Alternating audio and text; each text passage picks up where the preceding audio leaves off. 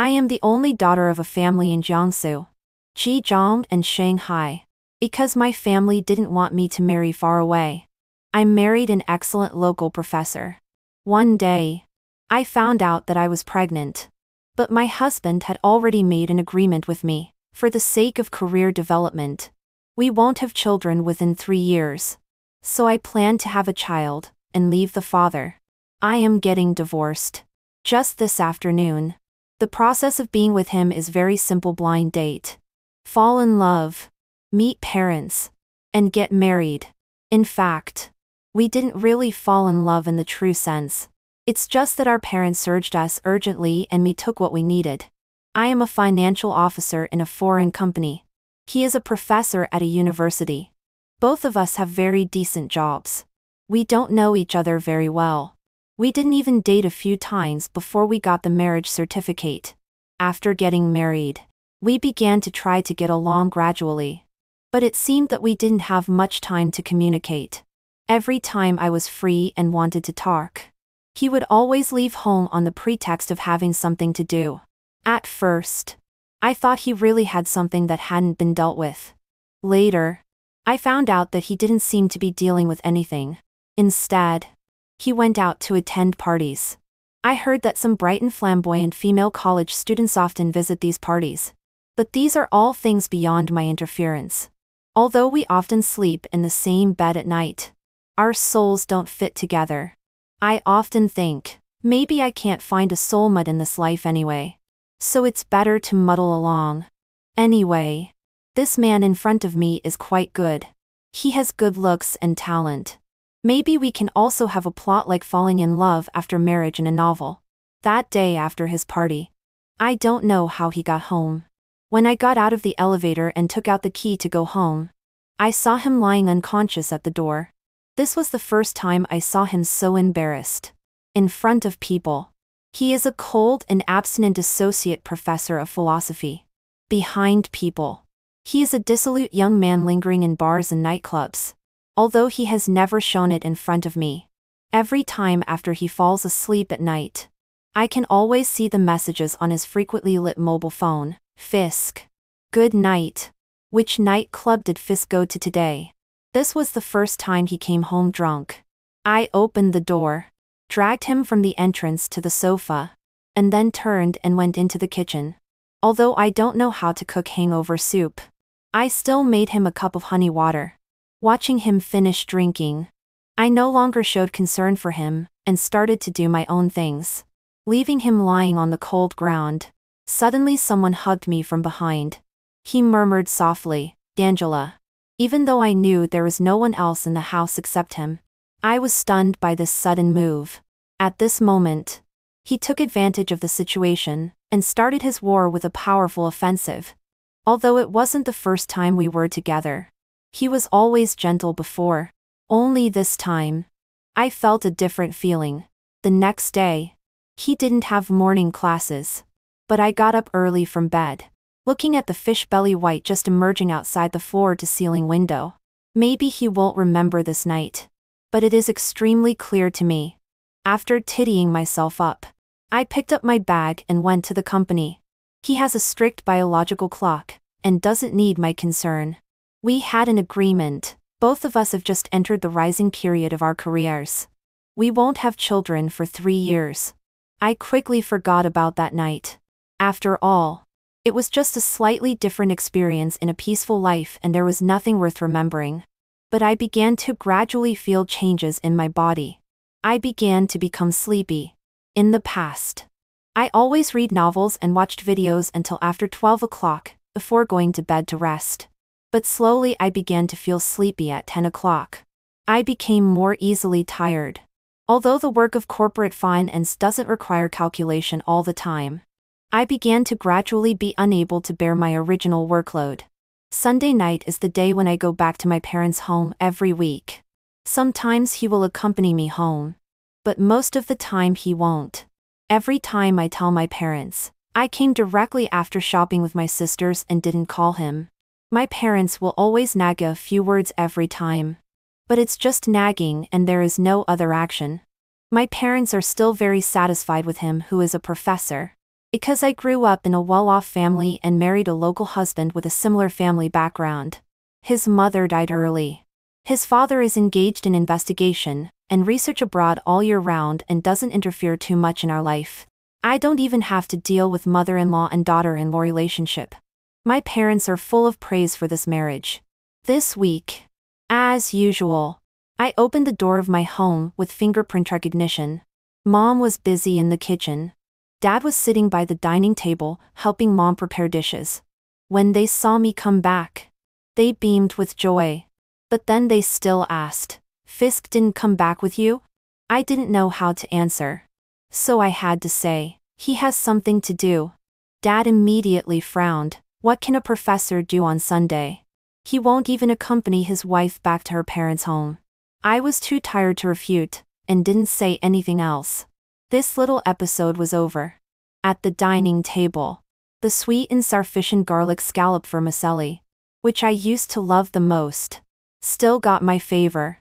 But today I always feel that these two dishes taste different. At first I thought it was because Mom put less seasonings today. I jokingly said, "Mommy, even if your sweetheart comes back, you can't put less sugar." Mom looked at me in confusion. "No. This is all in your favorite proportion. I have it written down on my phone. It can't be wrong." Could it be that there is something wrong with my sense of taste? After the meal, my parents and I sat on the sofa and watched TV together. Unconsciously, I fell asleep.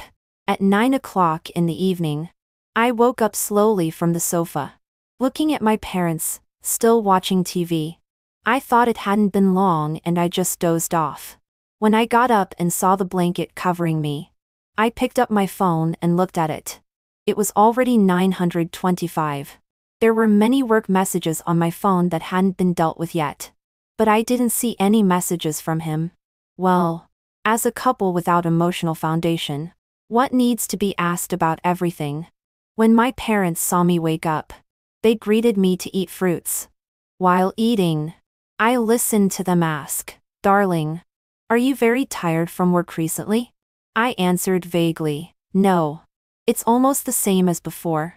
After listening to my answer, my parents didn't bring up this topic again. Time passed quickly. At 10 o'clock, I began to pack up and prepare to go home. Before leaving, my mother casually mentioned, "Darling, remember to have regular physical examinations." I responded perfunctorily, "Okay. I know. Mommy. See you next week." Then I turned and left, feeling the recent changes in my body. The next day I took a day off for the first time and prepared to go to the hospital for a comprehensive physical examination. I didn't tell anyone and came to the hospital by myself. In the hospital, I was holding various examination forms in my hand and waiting for the examination results.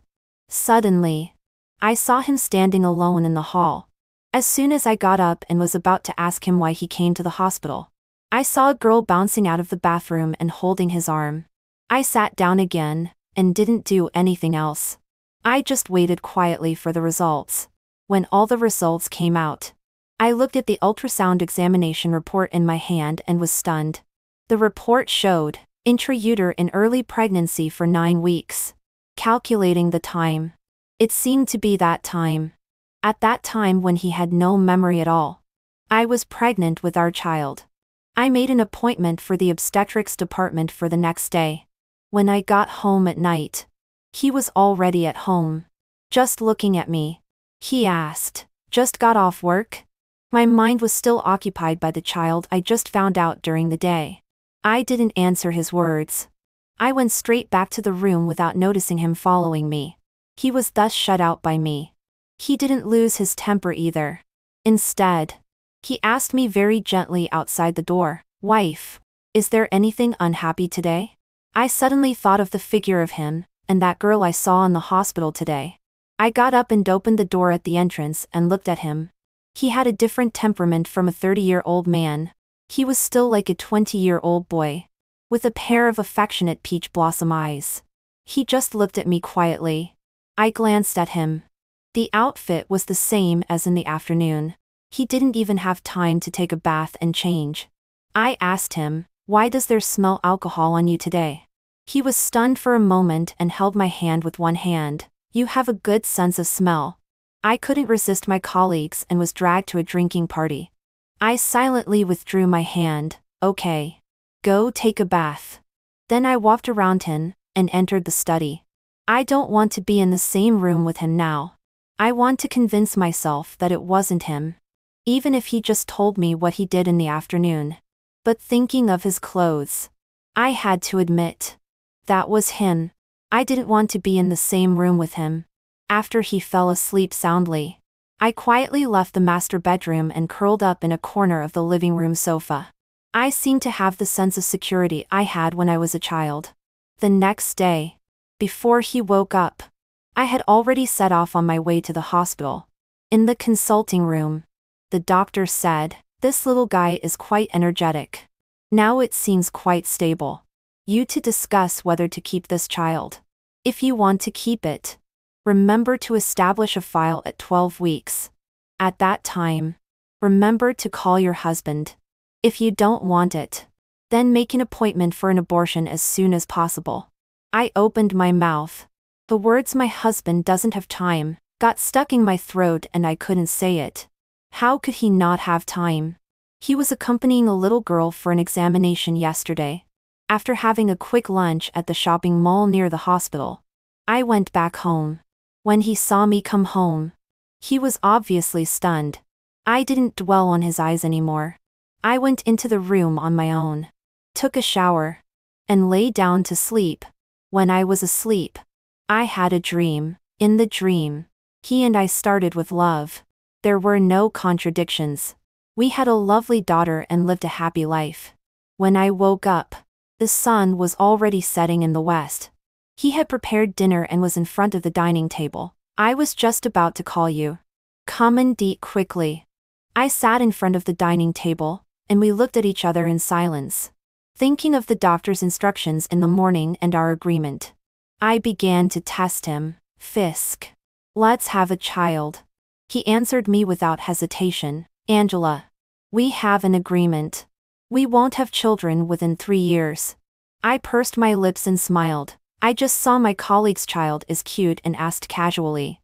He didn't answer anymore. After the episode at dinner, he and I didn't communicate all night. I was at the desk dealing with the work that I had missed due to taking leave these 2 days. He was holding a book and a laptop. I didn't know what he was recording. It should be preparing lessons. After all, he is an associate professor. Tonight's work efficiency was surprisingly slow. The doctor's words and his indifference occupied my mind. So I simply put down my work and went into the room to call my parents. The phone was connected. "Darling, why did you think of calling us today?" I tried hard to calm down my emotions. "Mommy, there is nothing going on in the company recently. I want to go home and stay for a few days." Mom should have sensed the change in my emotions. She asked, "Did you have a fight?" I replied, "No. I just miss Mommy. Can't I go home and stay, just because I got married? Am I not the sweetheart of Mom and Dad anymore?"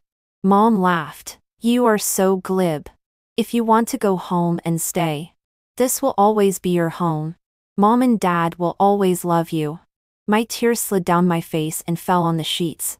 I wiped away my tears and said, "Then I will go back later." After saying that, I hung up the phone and started packing. He should have heard the movement in the room. He walked to the door and asked, "Where are you going?" I replied infuriately, "I'm not so busy at work recently. I'll go home and stay for a few days." He just said, "Okay." I looked at him. "Fisk, don't you have anything to say?" Deep down, I wanted him to explain what happened in the hospital yesterday. But he just said, "I'll send you there later." Okay. At 10 o'clock, his car stopped steadily in front of my house. I picked up some clothes and bags that I had packed on my own, got out of the car and entered the house without looking back. Mom and Dad saw me arrive home and asked, "Did Fisk send you here?" "Yes." "Oh, Fisk didn't come in and sit down. He has something to do." Dad was a bit angry. He always has something to do. His wife is not as important as his business. I forced a smile. It's okay. It's all for making money and supporting the family. Mommy looked at me, who was no longer bright, and asked worriedly, "Did you really not quarrel with Fisk?" I turned and walked into the room. While walking, I said in a flat tone, "I'm pregnant. He doesn't want it. Don't call him to confirm. If he wanted this child, I wouldn't have come back." Dad just took out his mobile phone from his pocket and put it back again. Standing nervously at the door, he asked, "What do you think?" Mom gave him a sideways glance. "Abortion is very bad for girls. Are you willing to let our darling endure it once?" Dad said, "It also depends on darling's will. If he doesn't want it, at worst, I can raise it after she gives birth. It's not like we can't afford to raise one more child." Hearing this sentence, I showed the only sincere smile in these days. Yes, I can afford to raise a child. 3 days later, I returned to the home he and I shared with a divorce agreement. As expected, he wasn't at home. Looking at the tidy room and the balcony without clothes, I knew that he wasn't at home last night. I called him. He answered, "What's wrong, wife?" I said coldly, "When will you come back?" "I'm on my way home." "Okay." 10 minutes later, I heard the sound of the door opening. I didn't turn to look at him. He put down the car keys and looked at me and the divorce agreement on the table. "What's this?" "Divorce agreement." "For what reason?" "No emotional foundation. There is someone I like more." "Okay." He didn't look at the content of the agreement and just signed the divorce agreement. I looked at him quietly. Perhaps this was one of the last few times I would see him. He had my favorite eyes. The temperament he exuded also deeply attracted me. I remembered his gentleness that night again. I thought, maybe if I confess to him, will there be a different result?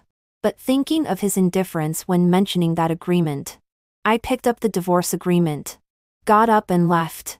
At the entrance, I said, "See you at the Civil Affairs Bureau at 3 o'clock on Monday afternoon." "Okay." I didn't ask why he agreed so readily. There were countless reasons to convince me that he would agree. Perhaps it was the girl in the hospital. Or maybe it was someone else. I would never be his first choice. I smiled self-deprecating lie, knowing that I would never be his first choice. I still slowly sank into this love because of everything about him. Well, maybe divorce is also a relief. There will never be a time of mental internal friction haunting me again. He and I just experienced a very absurd dream. In the dream, we didn't have a good ending. I hope we will never meet again in the next life. I received his message. "Have you really considered it?" I didn't reply anymore. He was like a liar, coaxing me to tell a big lie with him. Then we would slowly make up for the mistakes we made with the rest of our lives. From Saturday to Monday, for me, I experienced 3 long days. I regretted my choice of divorce countless times. I seemed to have fallen into an endless sea, constantly sinking and slowly drowning in it. I also told myself countless times, "Don't regret the decision you have made." People who go back on their word are not worthy of being loved at all. But I am worthy of being loved. I had a dream. Perhaps it was us from a parallel world in the dream. We also didn't end well. I believe, maybe the result between me and him is the arrangement of fate. We will both meet someone better. On the first day, I always looked at my phone from time to time, but he didn't contact me. On the second day, I stopped looking at my phone. He still didn't contact me. On the third day, I no longer had any expectations for him. But he sent me a message. "Is there anything at home that you need to take away? I'll bring it to you." Tears welled up in my eyes. He really doesn't have any love for me. He is even impatient to get divorced. At 2 o'clock in the afternoon, I started to tidy myself up. I put on a makeup that he had never seen before. A different me.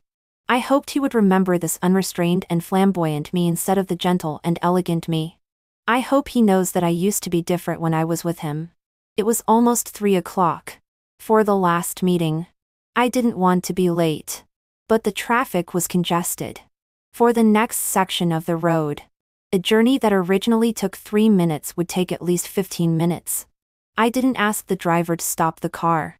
Instead, I asked him to drive a little faster later when passing this congested section and assuring safety. I was in a hurry. He asked me casually, "Little girl, are you going to the Civil Affairs Bureau to get married? Why didn't I see your boyfriend with you?" "Sorry, uncle. I'm going to get a divorce." While looking at the time on my phone, I answered the driver. Finally, after passing the congested section, the driver said, "Little girl, it's not easy to get married or divorced now. Are you really not thinking about it again?" I didn't answer anymore. I clearly felt that the driver had slowed down a lot. It seemed that he wanted to persuade me again. Finally, when we reached the viaduct less than a few dozen meters away from the Civil Affairs Bureau, the driver said again, "Little girl, after turning this corner and getting off this viaduct, you will reach the Civil Affairs Bureau. Have you really considered it clearly?" I looked in the direction of the driver. Through the driver's window, I saw Fisk waiting at the intersection. I don't know if he saw me. Probably not. After all, he was always bowing his head and typing on the keyboard. I communicated with the driver, "Master, you can let me off here. I'll walk the next few dozen meters by myself. I'm running out of time." The master seemed to still want to persuade me. I looked at the fare on the meter and scanned the QR code. Just as I was about to pay him the fare, a high-speed van seemed to have lost control of the steering wheel and was rushing towards us crazily. The distance was getting closer and closer. Neither I or the driver noticed. At the moment when I finished paying the fare, our car was hit by a strong impact and overturned off the viaduct. At the moment the car overturned, I saw a message sent by Fisk on my phone one day. I wanted to grab the phone floating in the air and wanted Fisk to call 120 quickly to save me and the unformed child in my womb. But the car was falling very fast. After a loud noise, I closed my eyes.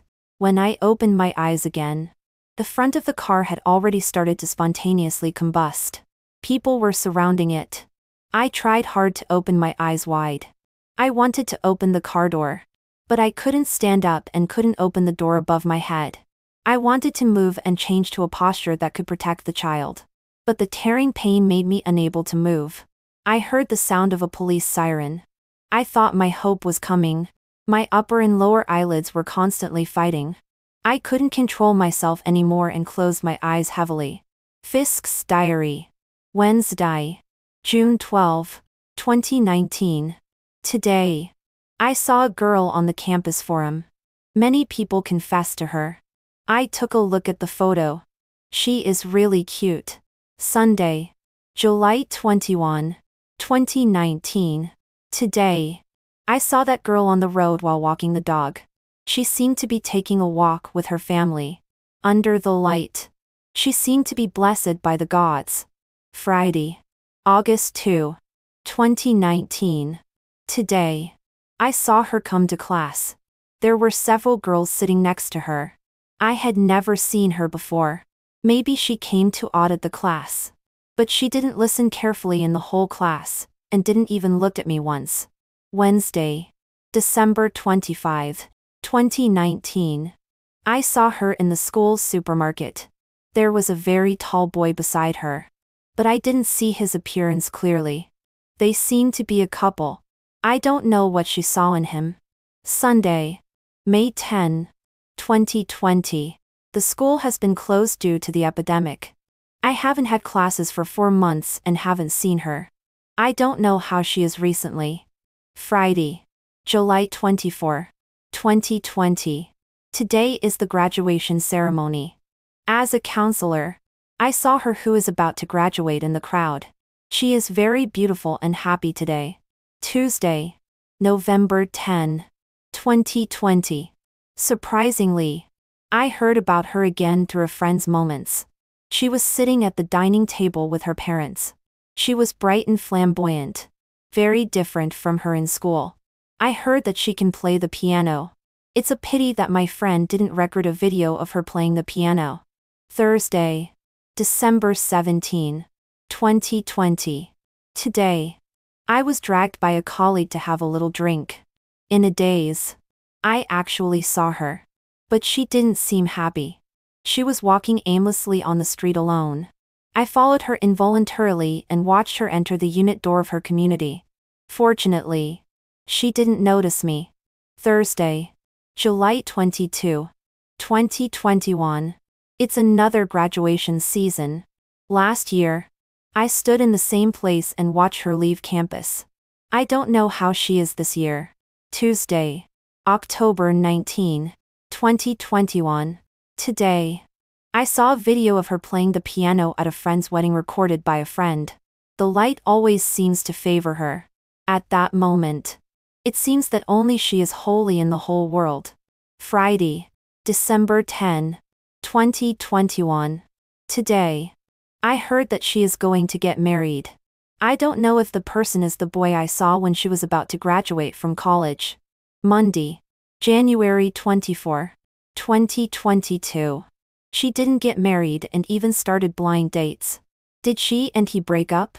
Or they were never together? Saturday, February 5, 2022.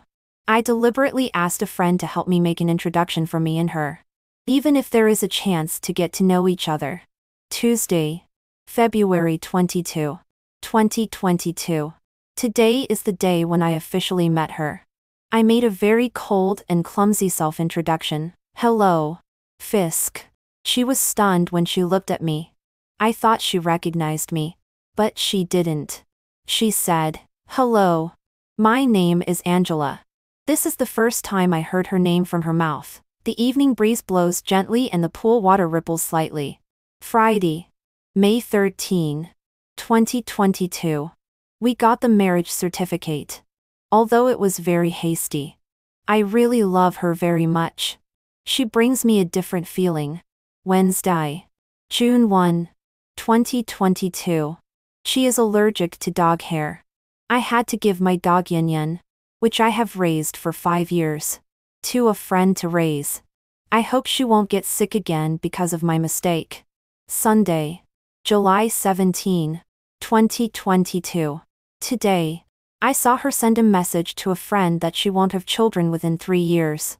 Actually, I like children very much. But she is in the rising period of her career. And we are still young. We really shouldn't be too hasty.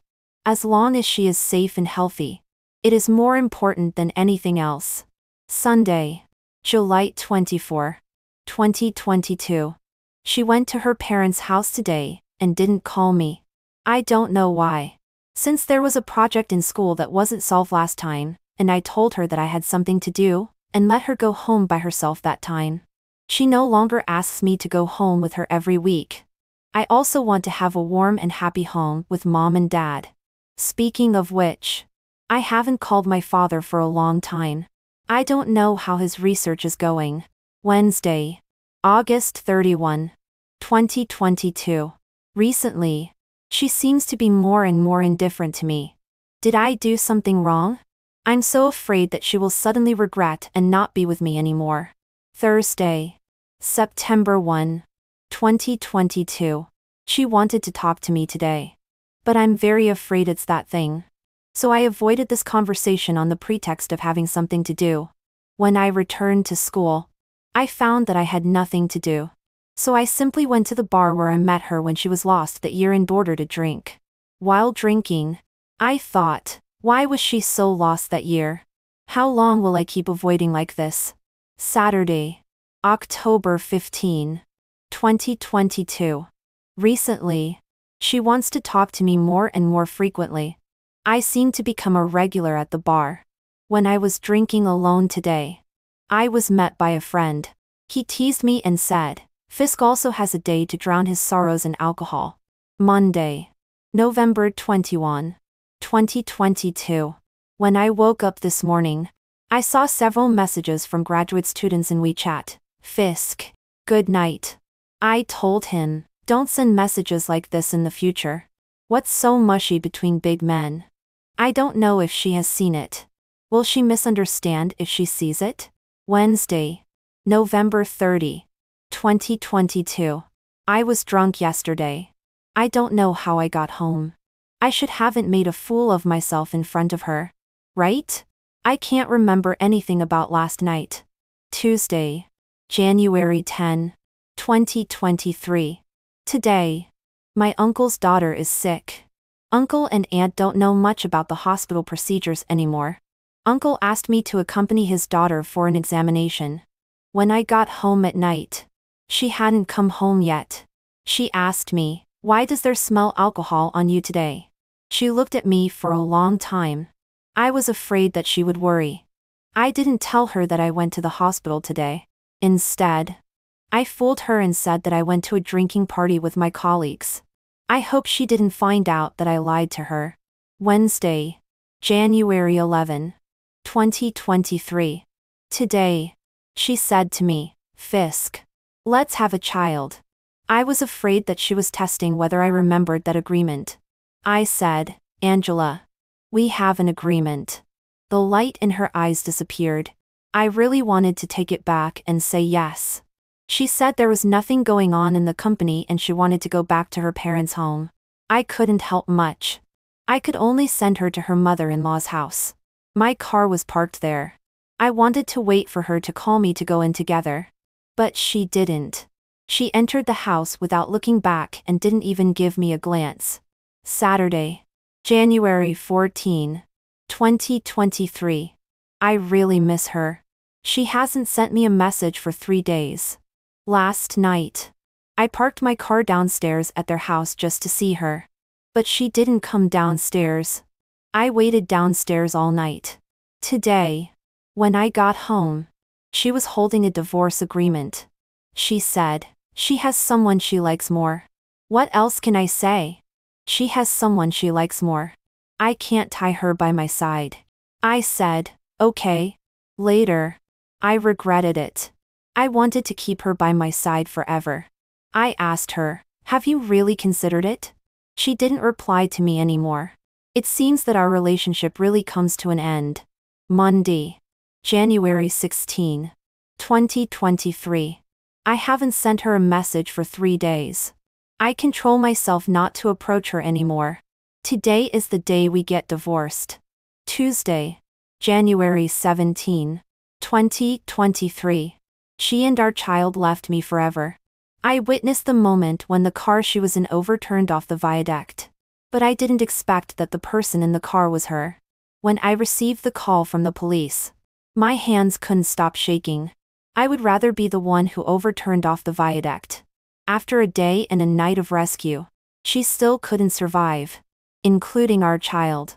At 14:58 on January 16, 2023. It keeps appearing in my mind like a nightmare. I haven't counted how many critical illness notices I have signed. It seems that there are endless signatures. How I wish that there is even one hope for Angela to survive in those signatures. But my Angela will never wake up again. Saturday, January 21, 2023. Today is New Year's Eve. This should have been the first New Year's Eve that the three of us spent together. But now we are separated forever. Today, the police called me and said that the driver has confessed the whole process of the incident. At that time, he was on the phone with his daughter. His daughter was complaining that the teacher suddenly changed. He was busy comforting his daughter and didn't notice that the car unconsciously changed direction. His daughter is also a college student majoring in philosophy where I teach. At that time, her daughter was criticizing me. In the morning, because I was too irritable, I gave their group assignment a grade D and required them to redo it and write a self-criticism. The gears of fate turn slowly. It turns out that the origin of everything is because of one of my actions. If I don't give them a grade D and require them to write a self-criticism, her daughter may not complain to her dad. Maybe her dad will find that the car has deviated. Maybe Angela won't overturn off the viaduct.